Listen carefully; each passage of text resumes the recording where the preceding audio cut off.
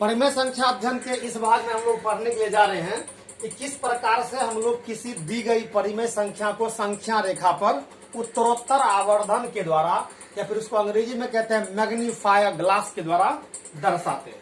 सबसे पहले इसके लिए हम लोग कोई एक संख्या लेते हैं। मैं चाहूंगा आप लोग खुद से अपने मन से कोई एक संख्या सोचे और उसे उत्तरोत्तर आवर्धन पर दर्शाने में मेरी मदद करें। हम मान लेते हैं क्या कि हमारे पास एक कोई संख्या है, मान लीजिए 7.265। हमको इस संख्या को संख्या रेखा पर दर्शाना है। चलिए बढ़ते हैं। सबसे पहले ध्यान दिया जाए 7.265 यह संख्या रेखा पर आएगा कहां पर, प्लस में कि माइनस में। तो देखते हैं क्या 7.265 संख्या लिखी हुई है, इसमें किसी तरह कोई चिन्ह नहीं है। सीधा इसका मतलब निकलता है क्या, ये जो संख्याएं हैं ये जो दी हुई संख्या है ये संख्या रेखा पर धनात्मक मान प्रस्तुत करेगी। तो इस स्थिति के लिए हम लोग करते हैं क्या, धनात्मक मान को ही लेते हुए संख्या रेखा बनाते हैं।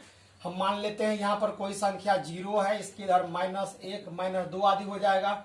इधर आगे बढ़ते हैं 1 2 3 4 5 6 7 8 9 10 11 12 मान लीजिए। अब ये इस तरह से अनंत तक बढ़ते ही जा रहा है। अब हम लोग क्या देखते हैं 7.265। देखिए और भी ध्यान रखना है कि जब भी हम लोग पॉइंट के बाद या दशमलव के बाद संख्याओं की गणना करना शुरू करते हैं, उसकी गिनती करना शुरू करते हैं, तो संख्याओं को आप एक साथ बोल नहीं सकते। यहां पर अगर मैं बोलूं 7.265 तो वह मेरे द्वारा किया गया उच्चारण गलत हो जाएगा। इस तरह से हमें कहना होगा 7.265 या 7.265। आगे देखते हैं हम। यहां देखा जाता है 7.265 की जो स्थिति होगी वह 7 और 8 के बीच होगी। तो सबसे पहले हम लोग क्या करते हैं 7 और 8 के बीच में मान लेते हैं यह मेरा एक लेंस लग गया है, यहां पर मान लेते हैं। अब क्या करते हैं हम लोग 7 और 8 को इस लेंस के द्वारा हमने इसको मैग्नीफायर करके बड़ा कर दिया है। मान लेते हैं हमने इसको इस तरह से बड़ा कर दिया और सिर्फ 7 8 को अब हम यहां दर्शा रहे हैं, सिर्फ 7 8 को। तो यहां पर मान लीजिए 7 लिखा हुआ है और यहां पर 8 लिखा हुआ है। तो इसको अब आप क्या कीजिए तो 0.1 के रूप में 10 इक्वल बांट लीजिए इसको। तो इसका मान हो जाएगा क्या, तो 7.1 7.2 7.3 7.4 7.5 7.6 7.77 7.78 7.79 मान लीजिए यहाँ दे दीजिए 7.79, ये 8 आ गया, हो गया।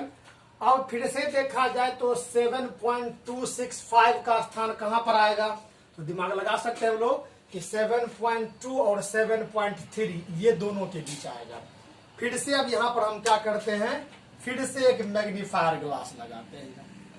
यहां पर मान लीजिए हमने फिर से यहां पर एक मैग्नीफायर ग्लास लगा दिया और फिर से इसे इस तरह से हमने उत्तरोत्तर आवर्धन के द्वारा बड़ा कर लिया लेंस के द्वारा। फिर से यहां पर आप क्या करते हैं एक संख्या रेखा बना देते हैं। फिर से 7.2 और 7.3 फिर से इसे 2.1 के रूप में इसे व्यक्त कीजिए। मान लीजिए 7.21 7.22 इसके बाद लीजिए 7.23 7.24 7.25 7.26 7.27 7.28 7.29 और उसके बाद फिर से 29, इसके बाद 7.3।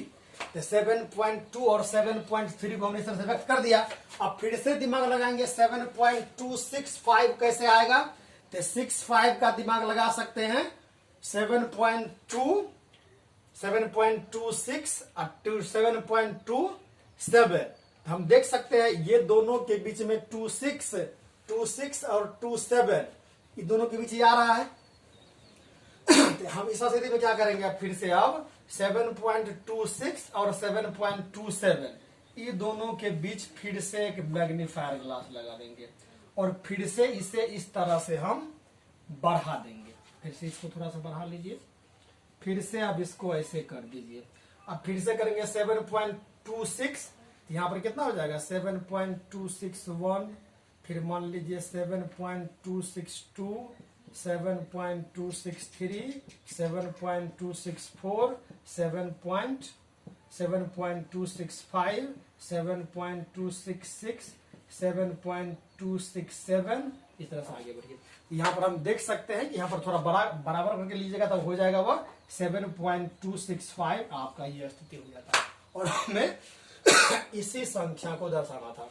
तो इस तरह से आप किसी भी प्रकार की अन्य अगर संख्याएं हो तो आपको ठीक इसी प्रकार से पहले आपको ये देखना है कि दी गई संख्या जो है वह कहां पर आ रहा है, उसका प्रत्येक बार उसको 10-10 बार उसको बढ़ाइए और बढ़ा करके आप इसे दर्शा देंगे। इस तरह से आप खुद से भी किसी भी तरह के संख्याओं को मन में सोच लीजिए और बारी बारी से उसको इस तरह से मैग्नीफाई करते रहे, आप इसे सीख पाएंगे। धन्यवाद।